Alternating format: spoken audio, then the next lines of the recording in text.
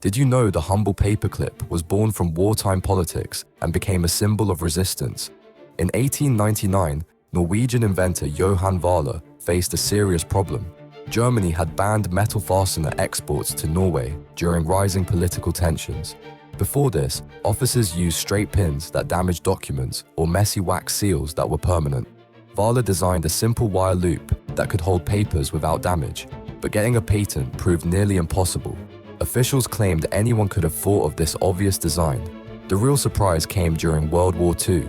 Norwegians began wearing paper clips on their lapels as secret resistance symbols against Nazi occupation. The simple office tool represented Norwegian innovation and unity.